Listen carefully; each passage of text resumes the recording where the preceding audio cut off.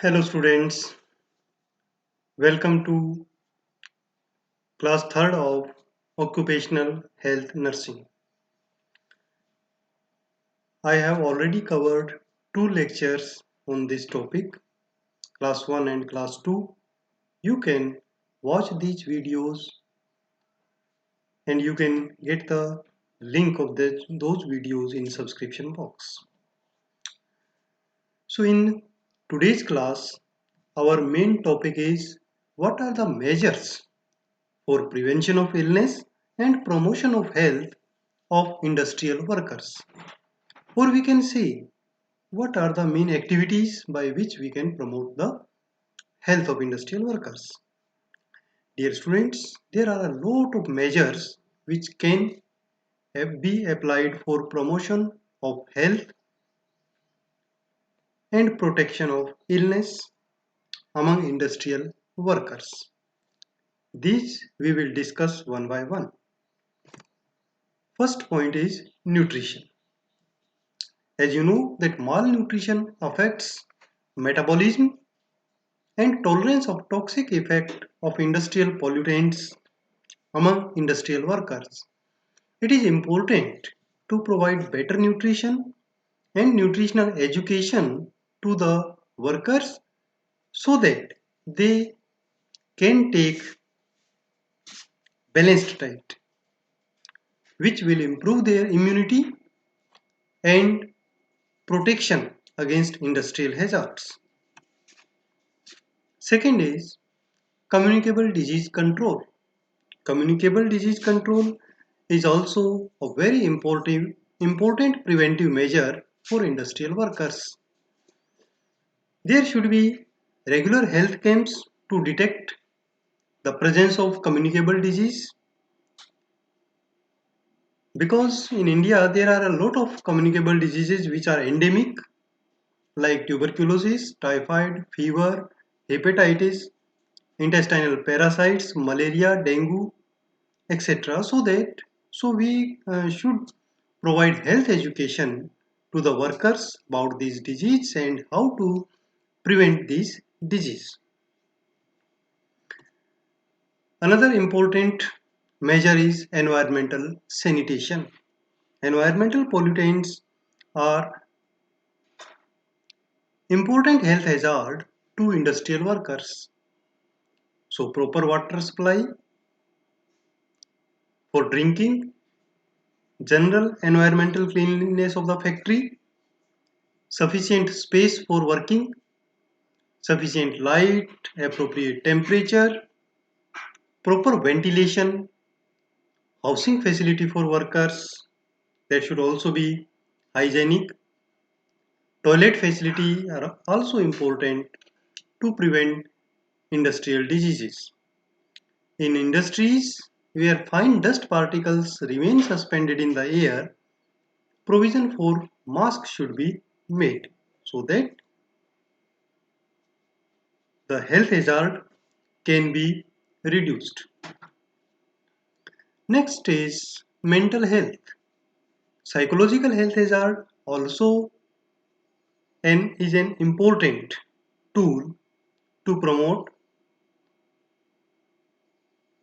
or to promote the mental diseases in the industrial workers.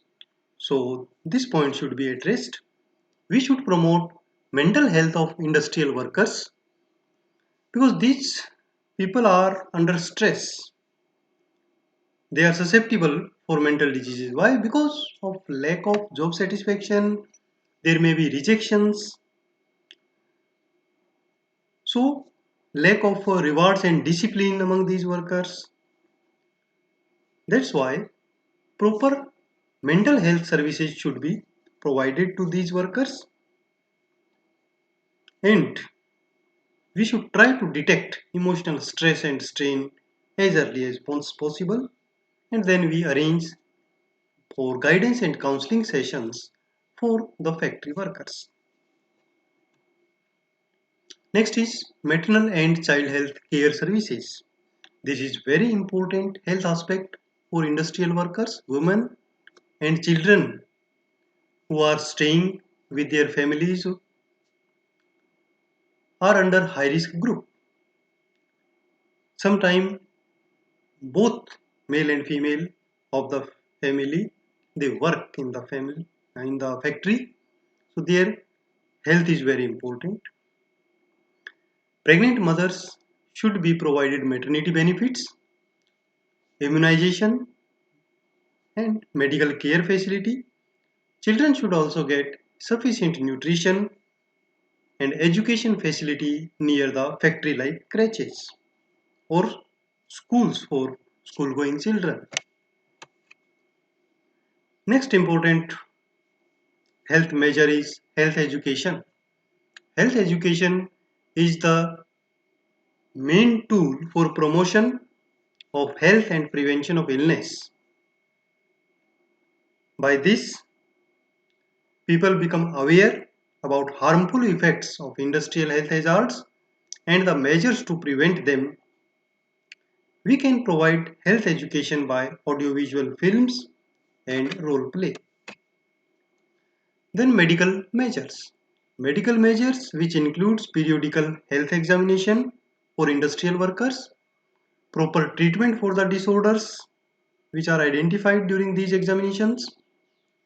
All the workers should get benefit of state insurance health scheme ESI. OPD and IPD facility should be provided near the factory through own health post of the factory as well as other hospitals, government or private. Now engineering measures. Engineering measures include healthful design of the building, good housekeeping, proper ventilation, safety precautions during handling of machines, sprinkling of waters to prevent dust in the environment and use of protective devices and proper monitoring of using the safety gears by industrial workers. Then legislative. Yes, legislative also has important role. There should be laws for the protection of and welfare of industrial workers. Presently, there are two main laws in India. These are Factory Law 1948 and Employee State Insurance ESI Act 1948. The Factories Act 1948. What is this? The Factory Act defines the factory as an establishment of employing 10 or more workers at a time. So that comes under Factory Act. Under this act, there are provisions for health, safety measures and welfare of the workers. The employer should provide safety measures in the factory. Employment of child labor is prohibited under the Factory Act. There are points related to hours of work, leave and wages protection from the occupational hazards in the Factory Act. What is ESI? ESI Act 1948 cover all the powers for benefit of workers in the factory where 20 or more persons are employed. Administration of ESI scheme is under central government and act autonomous body which is called as ESI Corporation. ESI Corporation is under Ministry of Labour of Government of India and it consists of members representing central government, state government, employers association and employees association. The scheme is run by contribution by employees, employers and grant from state and central government. The benefit for employee include medical benefit, sickness benefit, maternity benefit, disablement benefit, dependent benefit, general expense and rehabilitation allowance. Dear student, as you know that this whole topic occupational health nursing has been covered in 3 classes and you can visit my channel to watch all these classes class 1, class 2 and class 3 of occupational health nursing.